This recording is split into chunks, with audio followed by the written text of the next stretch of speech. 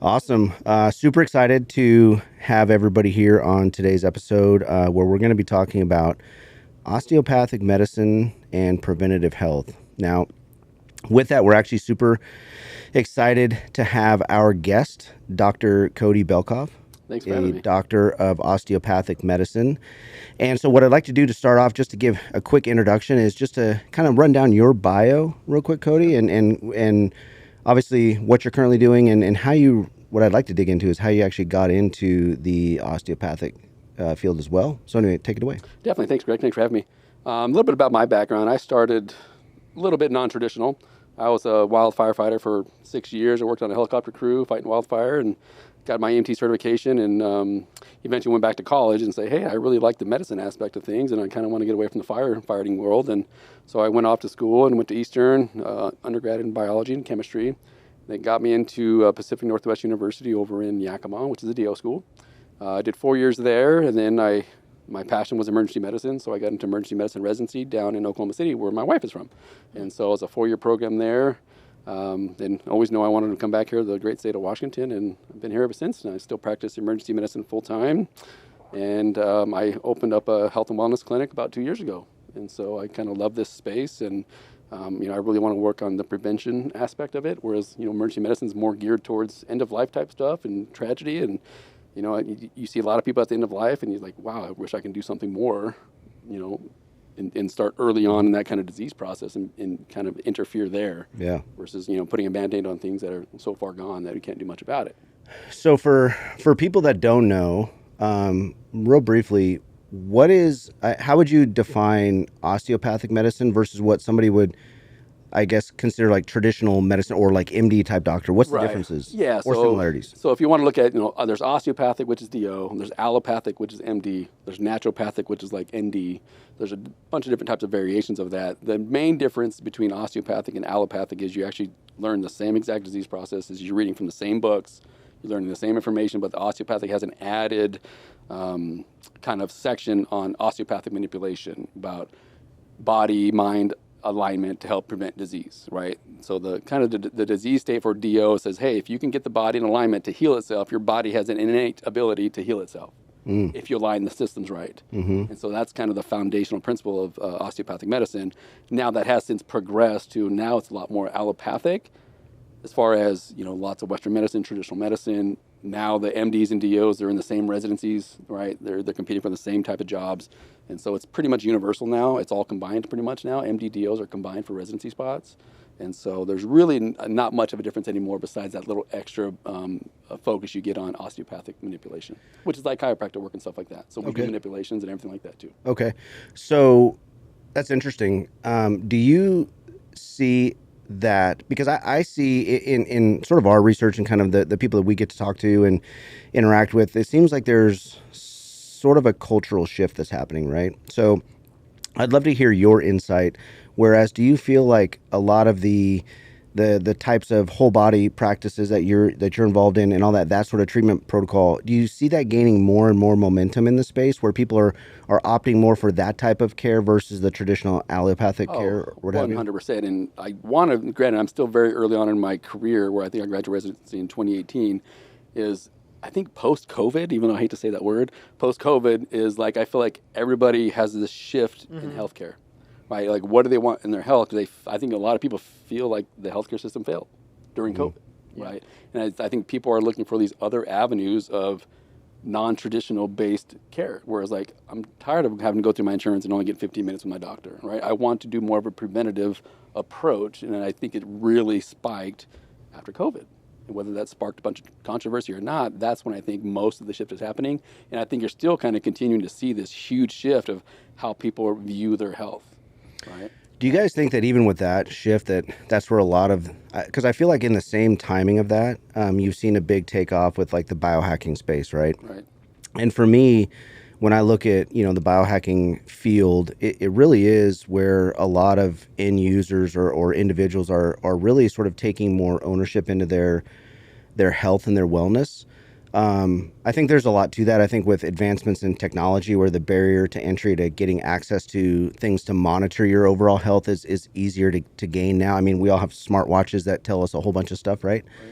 But I'm wondering if you think that with that, it seems like, again, there's this timing of all this. Maybe it is, post COVID or what have you, where a lot of people are looking at different solutions, but then also taking more ownership into their own health and wellness. And it's sort of sparking this fire in a lot of different industries and fields where people are looking at things from a totally different lens than what they were 5, 10 years ago. Right. So what I try to figure out for people in my clinic or just talking to people in general is everybody talks about anti-aging, longevity, right? We're all destined to go to the same spot, right? It's the journey of how you get there, right? We're all destined to get there. How does that journey look like for you as an individual? We're trying to improve health span, right? We all know we're going to die. Not to sound morbid, but we are going to die. How you approach that cliff or whatever that end game is up to you. It takes a multifaceted approach to help improve the health span, right? Because we want the last parts of your life not to be in a nursing home or invalid somewhere, right? Where you have a long lifespan, but it's not healthy lifespan. Not quality of life. Not quality of life, right? So you're trying to improve your quality of life. We know our longevity is probably going to be the same, but what does our health span look like, right? Then if you do these healthy things early on, yeah, it may increase your lifespan, but a small portion of that is going to be unhealthy. Whereas like, yeah, at the end of life, you're going to be frail, you're going to be, have medical issues, but it's only be for a short time versus a very long time, right? So that's where health span is really the focus of healthcare, whereas we're trying to improve our health span, right? To then maybe improve longevity in the long run. But if you start too late in the game, there's never too late to start, but the impact is less dramatic, right? That's super interesting. I've never heard that term, health span. You hear lifespan a lot. Yeah, health span. That's interesting. I think Peter too. I have a question on that. So, what do you think is, with your patients, what is people's understanding of long-term health or preventative health? Like, do people walk in the door understanding, like, I need to start making changes now and I need advice on how to do it? Or is there a steeper, learning curve of helping people understand, like, you need to start doing these things now so that you're not an invalid when you're older? And that's the hard part, right? So you're going to see people at different stages of their life, right? So I see people from, in my clinic specifically, anywhere from, 20 years old to 71 years old, right? And the impact is a lot different. You can't treat a 71-year-old like you treat a 21-year-old, right? If you're doing about weight loss, you're talking about health, like you don't want to do a bunch of weight loss for older individuals because you're going to make them sarcopenic and lose their muscle mass and they'll be frail and they'll have less lifespan. Right. And so you approach those people a lot differently than you do healthy individuals. So it really is person dependent and person specific. What I kind of encourage people to do is, I don't do a bunch of primary care. It's more of like, hey, we're going to do some healthy lifestyle and foundational changes. But you really should start thinking about your lifespan as a whole and then increasing that healthy lifespan that you have. And what that really involves with is, first, you got to find a physician that will take time with you. Right? That's the hardest. That's probably the biggest barrier. Yeah, asking the right questions. Exactly. Listening. And then if you go through the traditional insurance-based healthcare, which most people have in America, is you don't have time, right? You get one appointment time for one complaint. Right, you go through insurance. You have a whole episode minutes. We could talk about this right here. Yeah, that's and fascinating. you get 15 minutes to have one complaint. If you have more than one complaint, you got to book another visit. It's not holistic at all. Right, and so unless you're going to the private sector where you're going to be private pay and you're going to pay cash visits, then now we have an hour every time you come in and visit, depending on what you want. And so you have a way more holistic approach. You get better access to care with the same potential lab testing that you can do. And so. Not to bag on traditional medicine, it's an insurance-driven industry, and we all know that. Right. It's on that. I have a quick question. In your opinion, because I think that's so fascinating, and I think that there's a lot to really like dissect and uncover with the way the system is, and it sort of is engineered itself into what it is now. But what I'm curious is, because to me, when I hear you talk, like I think back to sort of different philosophies around addressing root cause of ailments versus like symptom control or symptom management, right?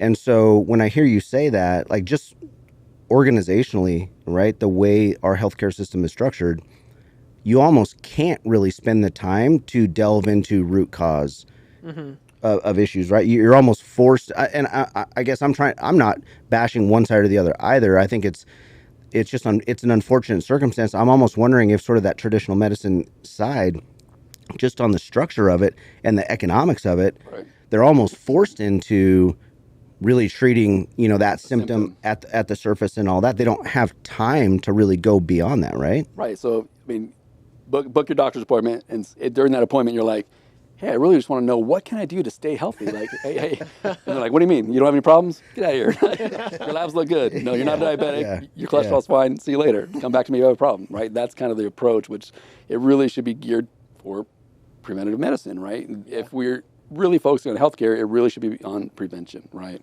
So kind of, with the lifespan talk and the Healthspan talk is, what are we trying to change here, right? If you just look at the leading causes of death, cardiovascular death is the number one cause. Then you have, cancer risk, you have neurocognitive decline, all these other, potential deadly outcomes that we're trying to prevent. What are one thing that would affect all that? Well, exercise and nutrition is probably the number one thing people can do to stave off the top 4 or 5 causes of death. Cardiovascular disease, cancer risks, neurocognitive decline, dementia, metabolic syndrome, right? And metabolic syndrome just really feeds the fuel to the fire on all these other diseases. So if you can prevent that by health and nutrition and exercise, that's the biggest Massive thing you can do to increase your health span. So that's where most of the focus should be. Now, some people have problems. Sorry to interrupt. No, you're some good. people have problems and need medicine, and there's pharmacology support, and there's vitamin support, there's health support. It's not all. It's all inclusive. It's not just one thing. You have to do this kind of whole body approach. Find someone to take the time to listen, take time to do the labs and digest the labs with you, and go from there. Right? That's where it should be focused at. That's actually what I was going to ask is where do you start? So labs, you ask them questions about their lifestyle, diet, like aside from just going to your regular general practicing health provider, what do you do different? Yeah, so in my clinic, once you start dealing with cash-based pricing, labs are fairly inexpensive, right? And so, we do. What are your symptoms like? Do you have any symptoms of anything? How's your energy level? How's your sleep? Sleep is very underrated. Most people don't pay attention to their sleep, which is very important to your overall health and well-being. Right? Mental health is revolved around sleep as well. And so you kind of take a whole picture and say where you're at, then we can say, hey, based on your symptoms and what you want to do and what you want to look at to be healthy, there's usually a set of labs that we can order, and there's also other things we can add. We can do mineral testing, we can do nutrient testing, we can do inflammatory testing, we can do more advanced cardiovascular testing like apolipoprotein A and B that you've heard about, which are highly indicative. If you have ApoB levels that are high, you're higher risk for cardiovascular disease that you can't even get tested for. And so there's a lot of things you can do depending on your degree of risk and what you want to accomplish with your health. And so once you take insurance out of it, not to say insurance is bad, it's just you have more options. Right. Primary cares don't offer this stuff because insurance won't pay for it. Right. They're not having. No, there's not someone paper pusher overlooking like, oh no, that's not needed. That's not needed. Correct. Deny. Right. So that's fascinating. That's really cool. In your experience with dealing with your patients, similar question to what Cody was asking, because I want to go back to this preventative care angle. That's something that I think is a challenge for a lot of, whether it's businesses, medical providers, whatever it might be, that are really presenting the angle of preventative health, preventative medicine. What are some of the biggest, I guess, challenges in articulating that message? And then also, what have been some of the clearest ways that you've helped communicate that philosophy to some of your patients? I think results, right? So I think results are one of the biggest drivers for success, right? If you show someone that they're having results or success and then they start feeling better and believing those results, that's the best thing they can see, right? I mean, just take about just metabolic syndrome in general, weight loss in general, whatever. We've all been in the gym for a month, you've eat clean for a month, and you jump on the scale and nothing is changing, right? It's like, and you feel demoralized and demotivated. And so it's like, why am I going to do all this work and effort if I don't see anything changing, right?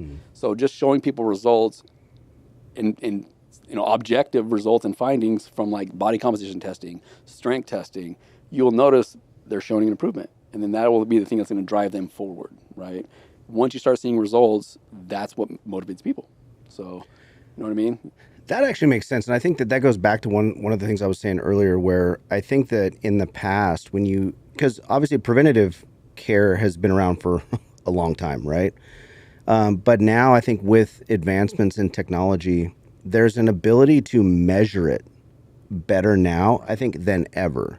So I wonder how that correlates to the sort of advancement of that field, where now, because again, you're right, like if you say, hey, this is going to help you, and somebody has a choice to believe it or disbelieve it, Right. But if you can measure that output, then, and if you could show that, with data, Right. it's hard to argue that. So I wonder if those are connected. Right. So, for instance, in the Northwest, everybody's vitamin D deficient. Everybody I've tested Right. vitamin D deficient, right?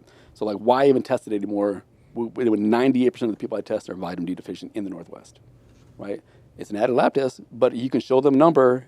You can show them, hey, you've supplemented or you've replaced. Now your numbers are high. You're probably feeling better, hopefully. You can show them real-time data, right? It's analytical data. It's objective medicine. It's objective evidence that you can show people. You can do that with any marker, right? A1C is your diabetic markers, right? If you can show an improvement in A1Cs, you have an objective data to say, hey, you're no longer at risk for diabetes. Right? Cardiovascular improvement, lipid profiles, right? All these things can show you objective data. And now we're even getting in further, right? You're talking about more cardiovascular testing with ApoA, ApoB, homocysteine levels for inflammation. You can do a lot of testing. It's just added cost, unfortunately, but you can show people real-time data. And hey, lifestyle and healthy changes, now these numbers are better, right? So it's very important to at least have someone that understands what you're testing and why you're testing it. Yeah, and I think just a quick disclaimer. I know we talked about this before we started recording. Is that Dr. Belkoff is not giving medical advice, No, not at all. right? So first and foremost, anybody that's listening and watching, contact your medical provider, schedule an appointment, talk to them, run through the process, and so on. But I think he brings a lot of valid points to the discussion, right? About things that he's seen in his years of practice and things that are clearly identifiable that really we all can relate to. And so take this information with that as advice as to, hey, seek out support within your own community and within your own care team, but ask questions and delve into some of these discussions and these topics that we're talking about and find out where that information guides you, right? 100% right. And it's almost like it's a relationship with your doctor. You got to find the right doctor for you, right? Like, unfortunately, I've had to let people go from my practice because we just weren't a good fit for each other, right? And so, like, I probably wasn't the best person to help take care of that person, even though I try. It just wasn't a good fit. There's other people that would probably work better for them, and vice versa, right? It's a give and take relationship. It should be a partnership, not like, hey, I'm telling you to do this thing, you got to do this thing. That's not what it's about. That's not what healthcare is about. And so you got to find someone that's going to listen and take the time for you. And sometimes it might take trial and error to find that person for you. Yeah, and I think one of the things you said too was, which I appreciate, is that regardless of what kind of medical care you are used to or you're seeking out, there is no one size fits all. Correct. Right? Yeah, we've talked about that and we've talked about that quite a bit offline, where it really, I think that's one of the most things that excites me now with sort of the evolution that our culture is going through, is that everybody's opening up to that notion where you don't just have to go to this person or that doctor or this clinic or this over here. Like, it's the answer somewhere lies within all of it. 100%. And I love that, because I think that that's the way I've always felt, because there's little bits. My wife is a big believer in naturopathic medicine, right?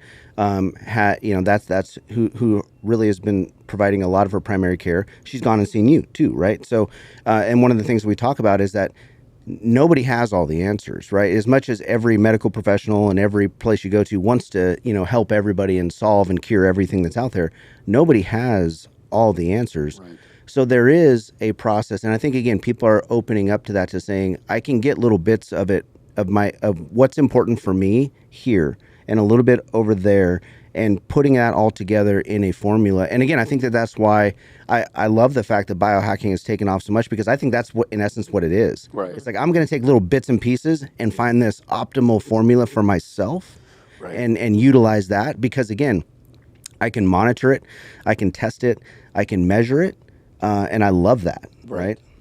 No, you 100% hit the nail on the head there. Like, the other thing with the doctor-patient relationship is knowing what you don't know. Like, I don't know anything about medicine, but I'll tell you I don't know. I'm not going to pretend that I know something if I don't know it. So knowing what you don't know is key to being a good practitioner. Right? Giving people false information, right? I try to use evidence-backed medicine in everything we do, FDA-approved stuff, but there is a lot of benefit to other aspects of medicine: acupuncture, chiropractic manipulation, massage, traditional medicine, pharmacology. Like, there is a huge kind of, overall sphere that you need to incorporate in your life to be really healthy. Right? So it's not one aspect of medicine has all the answers. 100% right.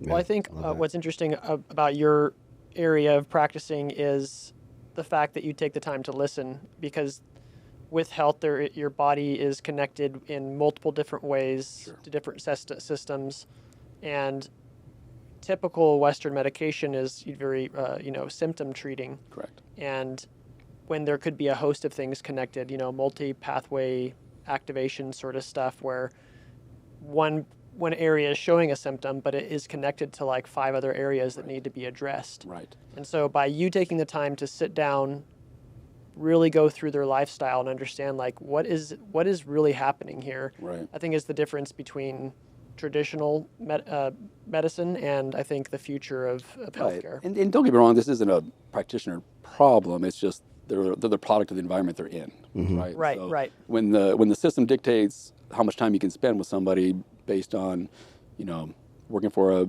organizational group where, hey, you're on 15-minute appointment times, Right. new patients get 30 minutes. It's not set up to not help set up. you. It's not, Right. and Or- them as well. Well, Like, I have the luxury since I'm private, I can make that luxury, right? Whereas, unfortunately, if you're in the traditional system, it's hard to do that. And you got Right. to have a fundamental system change to really invoke positive change in the primary care world, for Right. sure.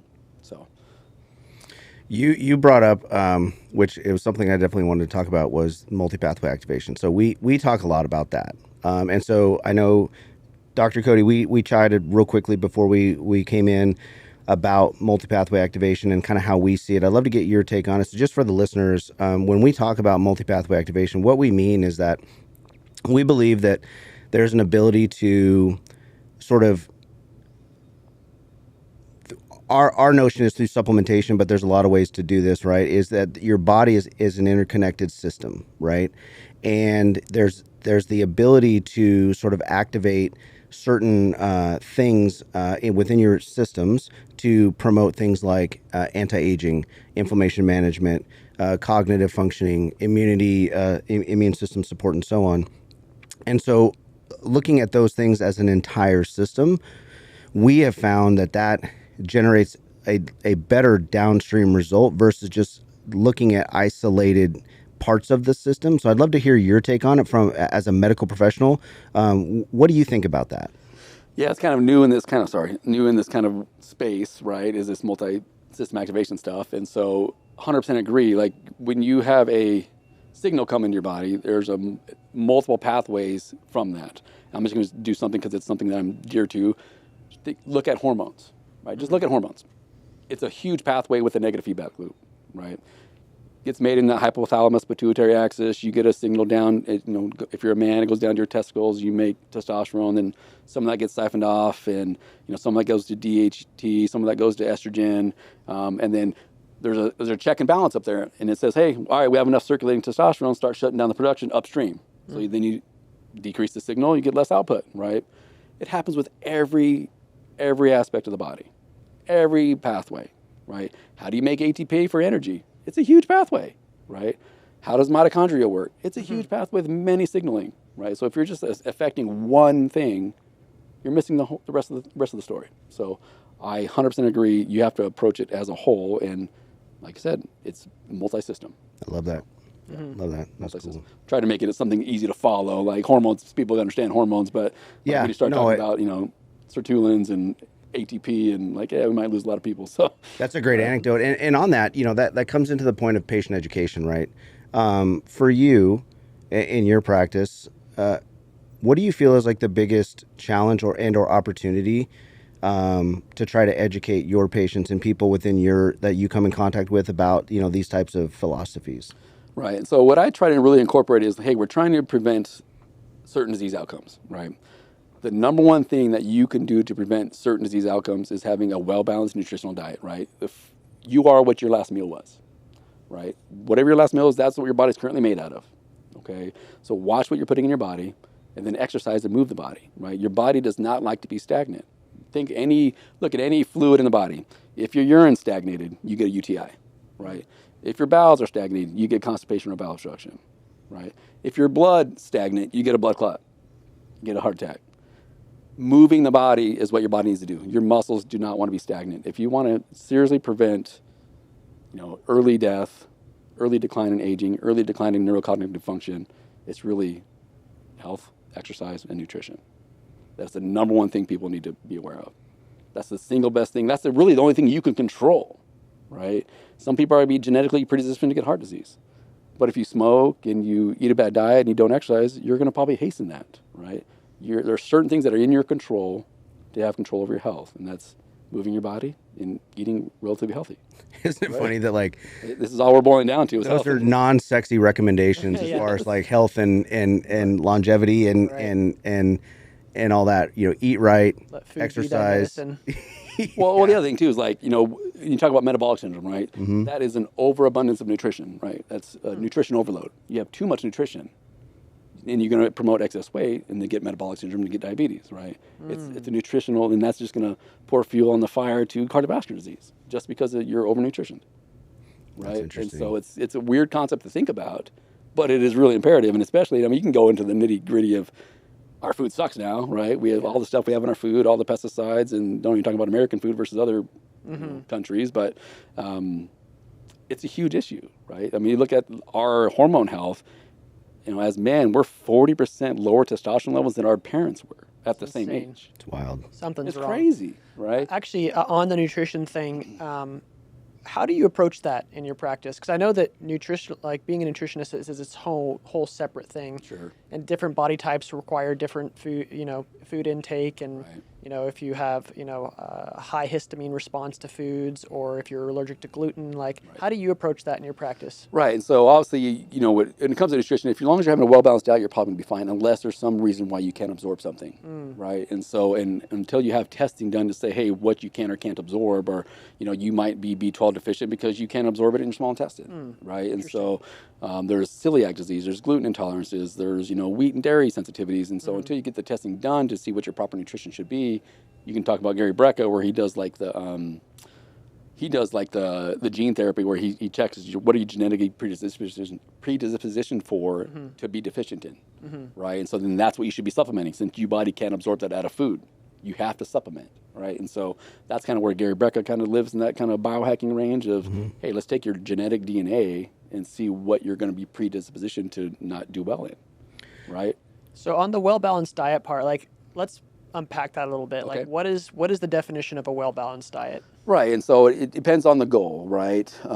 If you look at the anatomy of your intestinal tract, technically we were not really evolved to have a high meat diet, right? We slowly evolved to incorporate meat into our diet. We were primarily foragers, fruits and veggies. That's why you have this, fermenting colon.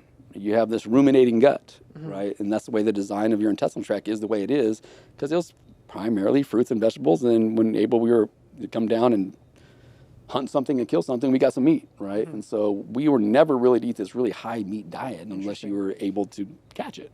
So we lived off of foresting, right? And so, thousands of years we evolved, of course. So now we incorporate some meat in our diet, and our guts have evolved to do that.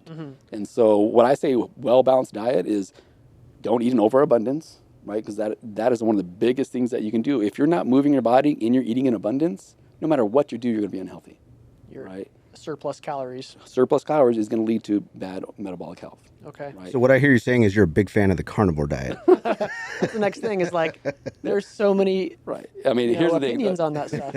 People, I lost a lot of weight in carnivore diet. Well, first of all, you're eating a high protein diet, which in turn makes you burn calories, right? Because protein, you really metabolize, 70% of those calories you'll actually add on as weight.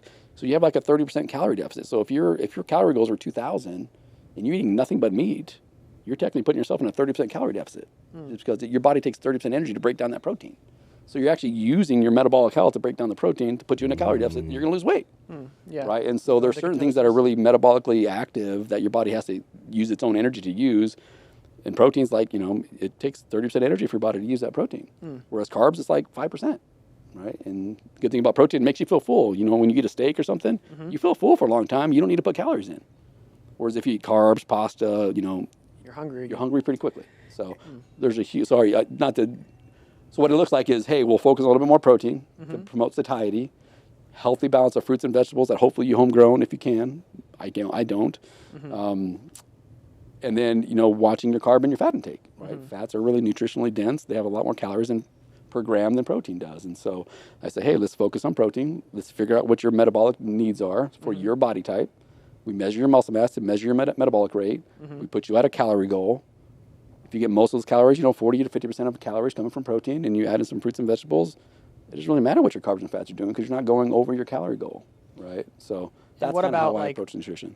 helpful fats, what HDL? What are the healthy fats and the unhealthy fats? sort of Right. thing? So HDL versus LDL, right? LDL gets the bad rap because they call it the unhealthy, unhealthy cholesterol. It's all cholesterol, right? And so it's just a proportion. It's like, hey, if you have a higher LDL, you have a more proportion. I don't know why that has that feedback in there. Did you guys hear that? Yeah, A little bit, I yeah. just got shocked. Yeah. Like, oh. You're emphasizing. Yeah, emphasizing. Yeah. The LDL is one of the ones that usually forms more plaque, right? And so if you have a high LDL and a low HDL, it means a portion of your cholesterol or your lipids is the bad plaque or the bad cholesterol. Got it. So they want to get that down and flip it around. Now, like we talked about ApoA and ApoB, and ApoB is a very small lipoprotein that really happens when you have endothelial damage in the lining of your vessels, right? That apolipoprotein sticks in there, which then plaque forms. You get a cholesterol plaque that forms on top of that. Then you get friable plaque, and boom, that breaks off, either causes a stroke or a heart attack. We can measure that now. Wow. Okay, and so it's way more advanced than lipids now, LDL or HDL. Yeah. So it's a fantastic test. And so Really fascinating. yeah, and if you're at a certain ratio, it's like, hey, you have a higher risk for heart disease. We should be doing everything right now to prevent that from happening. And then the true area of prevention is if you have a high LDL and you're 30 years old, you better do some lifestyle changes because you're in the age range of prevention right now. Versus if you come in at 50 and you have a high LDL, well, you've already had 20 years of plaque formation that we can't prevent anymore. That plaque is there, it's probably not going to change. But if you come in at 30 and you have high LDL or your triglycerides are off, you got to have some drastic preventative lifestyle modifications. Don't wait 6 months to come back and see me like, hey, let's do something aggressive. Put you on a torvastatin or simvastatin right now and see how we do, right? And do some exercise and diet changes. Got it. Because that is the true area of prevention that you're trying to hit, right? Interesting. So it takes time for you to build plaque up to cause cardiovascular disease. So if you prevent enough early, that's where you want to hit it at. Fascinating. It is fascinating. So to kind of wrap things up, I know that, by the way, thank you, Dr. Belkoff, for coming on. A lot of awesome information. Seriously, yeah. And for the listeners, I want to sort of end with, we've given out a lot of information, talked about a lot about different topics. But for somebody starting out, where do you recommend, like, what's the starting point? Is it to go and get the right labs done to try to identify, what the process moving forward? What would you recommend step one? So if our listeners could take away one thing that they could go do today to start this health journey, this wellness journey, what would you recommend? The first one is you got to get labs done. You have to get labs done. And it's got to be if it's your first time, you've never really been in the healthcare field, you're 20 or 30 and you're just curious, get a good set of labs where you're looking at almost every system, right? Just so we have something to say, hey, if there's anything off right there, we can start adjusting and fixing, right? Just not the routine, yearly A1C, CBC, lipids. There's more to it than that, right? And then, hey, what are your goals for the next 10 years? Right? What do you want to be? Where do you want to see yourself in 20 years? Like, do you want to be an active dad? Do you want to be an active grandpa? Right? Like, what are your goals depending on your stage of life? But it starts off with, do you have any symptoms of anything? Get an expansive set of labs, at least initially. You don't have to do that every time. At least initially to see if there's anything off, and then adjust from there. I love that. Yeah. And probably a guide to help you interpret those labs. 'Cause I've gotten labs done before, and I'm like, I don't know what I'm looking at. Exactly, and that's like part of the other aspect of healthcare is finding someone that can listen and digest the labs for you, right? So, everything looks fine, go on your day. Like, no, hey, this is what this is. This is what a CBC is. This is what, homocysteine means. This is what a CMP is. You have to know what you're testing before testing it, right? And so just having someone that can go over the information with you in detail so you understand your metabolic health. And the other part of it is like, cortisol levels and, everybody always wants me to check a cortisol. I was like, I will check a cortisol level for you, no problem. What are you going to do with the information? Right? What are you going to do with your cortisol level being high? What are you going to do about it? Healthy lifestyle changes, right? Yeah. Like better sleep, work out, diet. So there's tests that you want to test, but if it's high, what are you going to do about it? Whereas if it's normal, what are you going to do about it? So I always have a kind of a thing in my mind is like, hey, we can test for anything, but before I order a test and incur cost on you as a patient, I want to know what we're going to do with that test if it comes back positive or negative. Right? Make sense? Excellent. So It's amazing the body is designed to work. Like Right. it wants to work at its fullest capacity, Right. but And vice versa. Your body will like to be lazy as well, meaning if it doesn't have to do something, it won't do something, right? So if you if you're going to lose weight and you're not doing any, or you're not doing anything to protect your muscle, because in a caloric deficit, or if you're losing weight, if you're not doing anything to protect your muscle, your body's going to say, hey, these are really demanding. We're sending a lot of calories there. Let's start burning them off, and then you get weaker over time because you're in a calorie deficit. That's why, Ozempic and semaglutide and all these other things is, yeah, they're great meds for weight loss, but if you're not doing it the right way, you will lose muscle mass, which then will make you more frail, then you'll have less metabolic health as you get older. And so you really have to watch those medicines closely, and at least put people on a good program to be stronger and healthier in the long run. Yeah, Ozempic, we could probably do a whole... Oh, we could do hours. We can do hours on that. Absolutely. Next time. Yeah. Next time. Sure. Metabolic health. Let's just do a full topic on metabolic health. There you go. I love it. It's a broad topic of osteopathic medicine and stuff like that. But I think there's a lot of, if you look at now, there's a lot of new primary care doctors coming out there doing their own thing, right? Mm-hmm. Not to name names and not going into these organizations and just being a cog in the wheel. They're like, hey, I'm going to put my tile up and I'm going to do cash-based pricing, and we can still use insurance for labs, right? And so there's if you look at all the direct primary care clinics that are popping up everywhere, it's because of this reason alone.